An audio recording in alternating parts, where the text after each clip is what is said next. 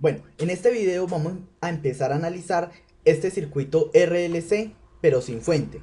Vamos a analizarlo de esta forma, tal cual como se hicieron en los videos pasados, que se analizaban los primeros, los circuitos de primer orden sin fuente. Este es un circuito de segundo orden y se llama de segundo orden o es de segundo orden porque hay una ecuación diferencial de segundo orden que lo describe.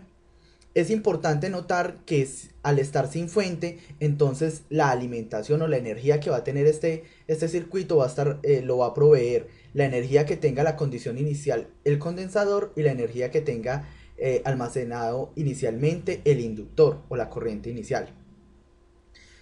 Listo, ya después de hablar eso, vamos a hacer la descripción matemática. ¿Cómo hacemos la descripción matemática de esto? Decimos que la suma de tensiones en esta malla es igual a cero. Vamos a asumir una corriente en un sentido, entonces decimos que la tensión en la resistencia más la tensión en la inductancia más la tensión en la capacitancia es igual a cero. Y la tensión en la resistencia es R por I y la tensión en la inductancia es L por la derivada de la corriente con respecto al tiempo y la tensión en la capacitancia es 1 sobre C por la integral de la corriente con respecto al tiempo y todo es igual a cero. Nosotros sabemos que esta derivada pues tiene unas constantes, unos límites de integración. En este caso no los vamos a mirar o por ahora no las vamos a mirar porque no son importantes para nuestro análisis. Si nosotros tomamos esta ecuación y la derivamos, esta es una ecuación íntegro diferencial. Si nosotros queremos convertirla en una ecuación diferencial como tal, entonces derivamos esta ecuación. Al derivar esa ecuación con respecto al tiempo, entonces nos queda este L por la segunda derivada de la corriente con respecto al tiempo, más R por la primera derivada de esta corriente con respecto al tiempo, más 1 sobre C por la derivada de esta integral, entonces 1 sobre C por I es igual a 0. Listo, tenemos esta ecuación. Esta ecuación es la que nos describe, nos está describiendo el comportamiento de este circuito. Y si ustedes lo ven, es una ecuación de segundo orden.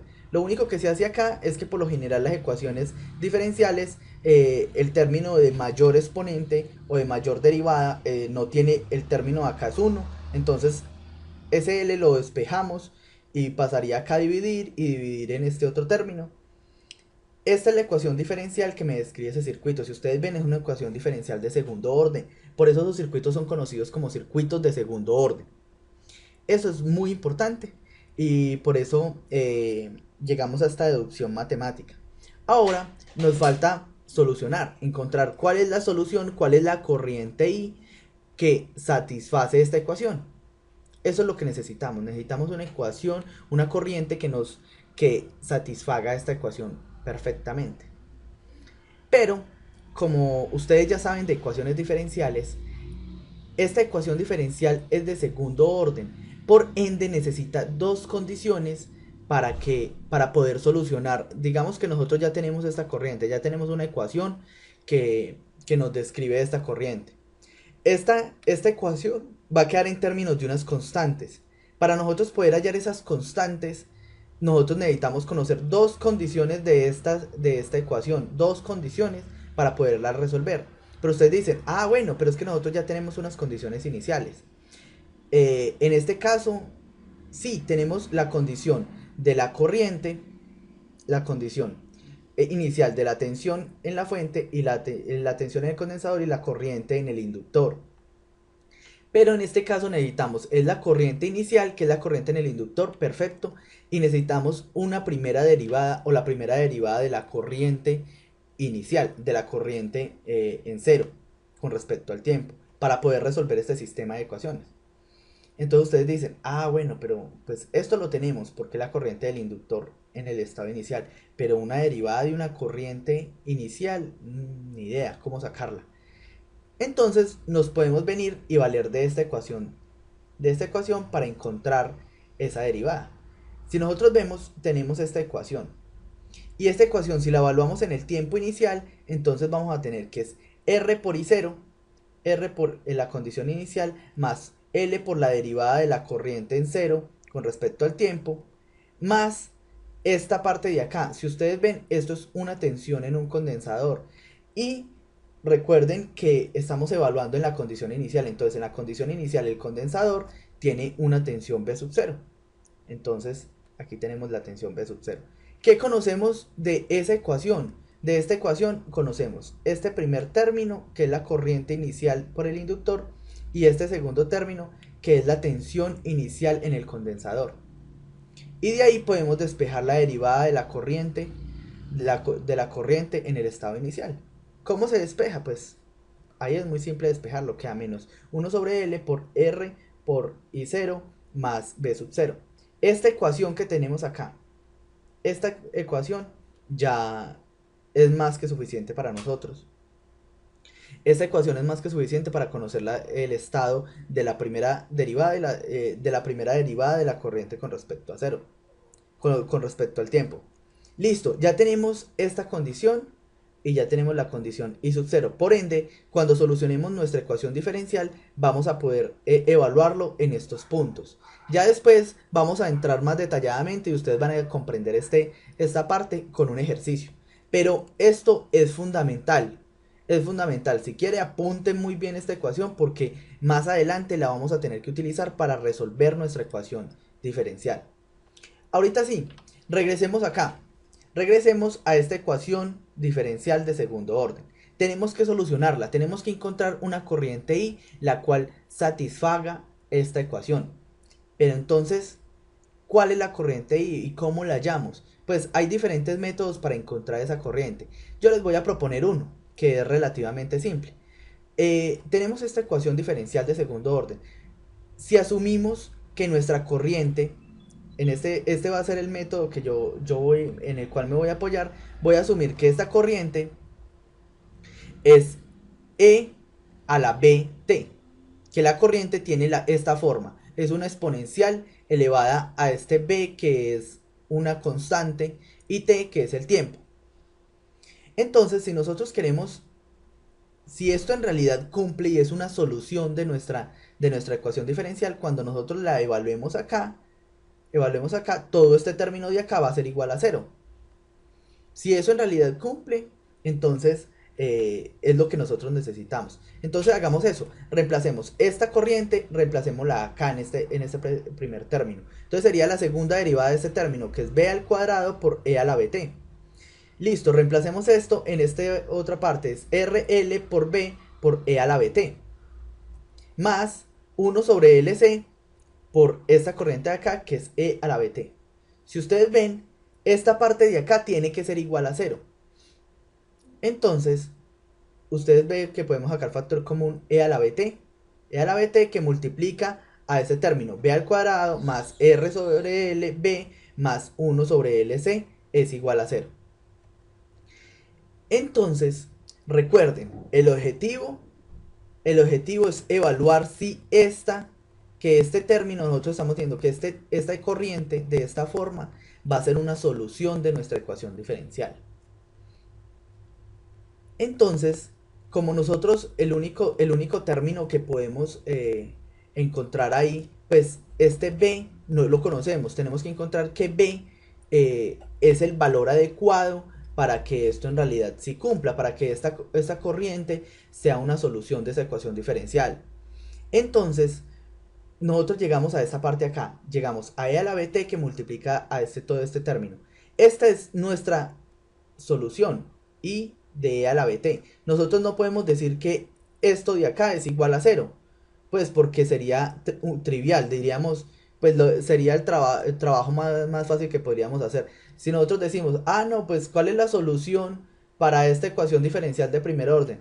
Pues usted puede decir fácilmente y igual a 0. Pues sí, claro, la derivada de 0, la derivada de 0 y la derivada de 0, 0 es igual a 0. Listo.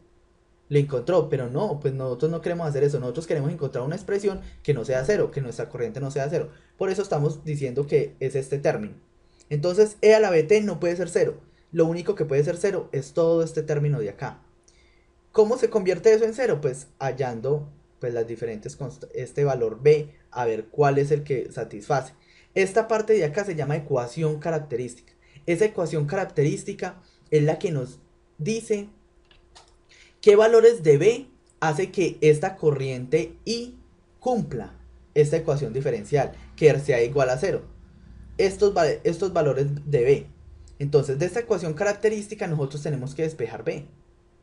La pregunta es, bueno, ¿y cómo lo despejamos? ¿Cómo despejamos b de esta ecuación característica? Esta es b al cuadrado más rl por b más 1 sobre lc igual a 0. Si ustedes ven, esto es una ecuación cuadrática. Despejar una variable de una ecuación cuadrática se hace pues no sé, con esta ecuación que tenemos acá, que es igual a menos b más o menos la raíz de b al cuadrado menos 4ac sobre 2a. Todo mundo debe saber eso, que es muy fácil. Nosotros aplicando esto, pues encontramos este resultado, que b es igual a menos r sobre 2l más o menos la raíz de r sobre 2l al cuadrado menos 1 sobre lc. Esta es la solución, estas son las soluciones que cumplen para b que sea igual a 0. Pero si ustedes ven esto, si ustedes ven, en realidad no hay una única b, en realidad no hay una sola b que cumple. En realidad cumplen dos b, un b1 y un b2. De acá, pues, por eso están más o menos. Hay dos b que cumplen. Esas dos b que cumplen, en realidad, pues serían dos soluciones. En realidad existen dos corrientes, existen dos b que en realidad cumplen, que me hacen esta ecuación igual a 0. Eso es una de las cosas que tenemos que analizarlo bien a fondo. Ya lo vamos a analizar. Otra cosa es que esta ecuación como tal se puede expresar un poco más fácil. Si nosotros decimos que b es igual a menos alfa, si ustedes ven, este término de acá fue expresado igual a este término de acá. ¿Por qué? Porque este término se le llama alfa, y a este alfa al cuadrado, y a este término de acá se le llama omega sub 0. A este alfa se le conoce como un factor de amortiguamiento, y a este omega sub 0 es una frecuencia natural no amortiguada. Este alfa es igual a r sobre 2l y omega sub 0 es igual a 1 sobre la raíz de lc. Se puede notar fácilmente estas dos ecuaciones. Esta es la forma fácil de expresarlo, y de ahora en adelante vamos a seguir mirándolo de esta forma. Alfa es igual a r sobre 2l y omega sub 0 es igual a 1 sobre lc. Ya saben, esto se llama factor de amortiguamiento, esto frecuencia natural no amortiguada. Listo, ya vamos, en el siguiente video vamos a hacer un análisis un poco más profundo sobre esos valores de alfa, sobre la frecuencia natural y la frecuencia amortiguada, la frecuencia natural no amortiguada. Vamos a hacer un análisis un poco más detallado. En este caso, vamos a seguir en la solución de nuestra ecuación diferencial. No perdamos el objetivo. El objetivo es encontrar cuáles valores de b me hacen que esta ecuación, para encontrar una solución de esta ecuación. Entonces estamos encontrando esas constantes b. Listo, ya sabemos que en realidad existen dos constantes, un b1 y un b2. Dos constantes quiere decir que existen dos corrientes que en realidad cumplen y satisfacen esa ecuación. Una corriente I1 que puede ser expresado como E a la B1 de T, que multiplica por T. Y una corriente I2 que puede ser E a la B2 por T. Esta es una corriente 2 y esta es una corriente 1. Esas dos corrientes satisfacen como tal, satisfacen a nuestra ecuación, a esta ecuación que tenemos acá. B1 es igual a menos alfa más la raíz de alfa al cuadrado menos omega sub 0. Y B2 es igual a menos alfa menos la raíz. Lo único que cambia es este signo. Si ustedes ven, es lo único que cambia. Pero entonces usted dice, listo, pero pues yo ya sé que esto en realidad es una solución y sé que esta es una solución. Cuando yo reemplazo acá este término, le reemplazo B1 acá, eso es una solución para mi ecuación diferencial. Pero esta también es una solución. Y eso en matemáticas, o cuando usted va a resolver ecuaciones diferenciales, estas son unas respuestas particulares del sistema.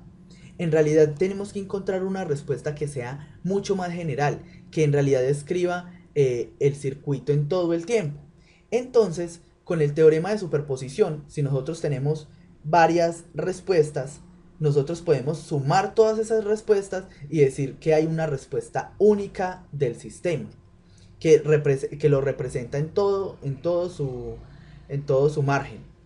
En este caso, Utilizando el teorema de superposición vamos a decir que la corriente en el tiempo es igual a una constante C1 por la primera respuesta E a la B1 de t más una constante C2 por E a la B2 de t.